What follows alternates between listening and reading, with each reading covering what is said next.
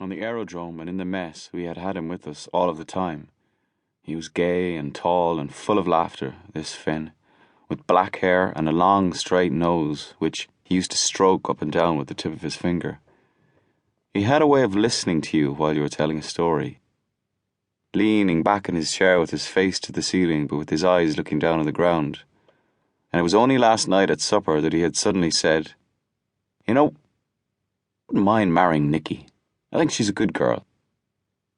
The stag was sitting opposite him at the time, eating baked beans. "You mean just occasionally," he said. Nikki was in a cabaret in Haifa. "No," said Finn. "Cabaret girls make fine wives. They are never unfaithful.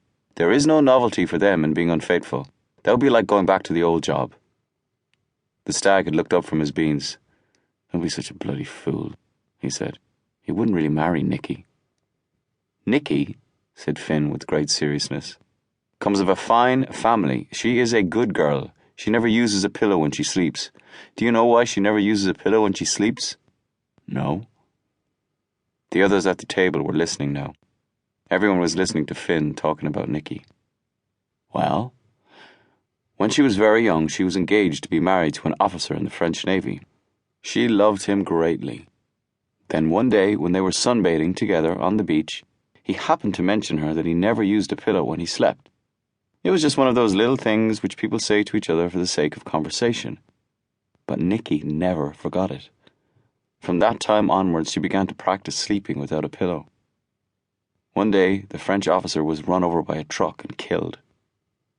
But although to her it was very uncomfortable, she still went on sleeping without a pillow to preserve the memory of her lover." Finn took a mouthful of beans and chewed them slowly. "It's a sad story," he said. "It shows that she is a good girl. I think I would like to marry her." That was what Finn had said last night at supper. Now he was gone, and I wondered what little thing Nikki would do in his memory. The sun was hot on my back, and I turned instinctively in order to take the heat upon the other side of my body. As I turned, I saw Carmel and the town of Haifa. I saw the steep, pale green slope of the mountain as it dropped down towards the sea, and below it I saw the town and the bright colours of the houses shining in the sun.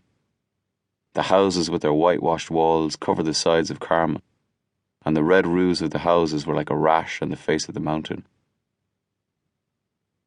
Walking slowly towards us from the grey corrugated iron hangar came the three men who were the next crew in readiness.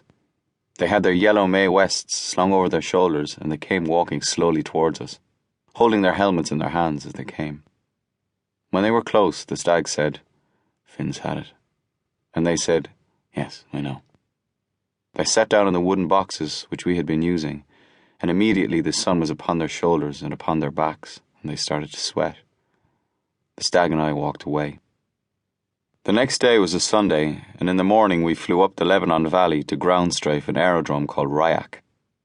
We flew past Herman, who had a hat of snow upon his head, and we came down out of the sun onto Ryak and onto the French bombers on the aerodrome and began our strafing.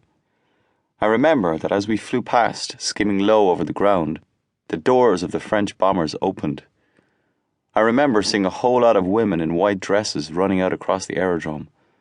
I remember particularly their white dresses. You see, it was a Sunday, and the French pilots had asked their ladies out from Beirut to look over the bombers. The Vichy pilots had said, "Come out on a Sunday morning and we will show you our aeroplanes." It was a very Vichy French thing for them to do. So when we started shooting, they all tumbled out and began to run across the aerodrome in their white Sunday dresses. I remember hearing Monkey's voice over the radio saying, "Give them a chance, give them a chance."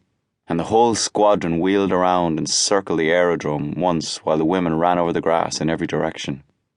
One of them stumbled and fell twice, and one of them was limping and being helped by a man, but we gave them time.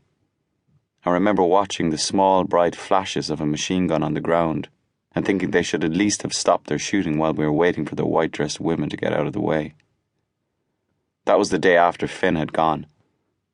The next day, the stag and I sat once more at readiness on the wooden boxes outside the hangar.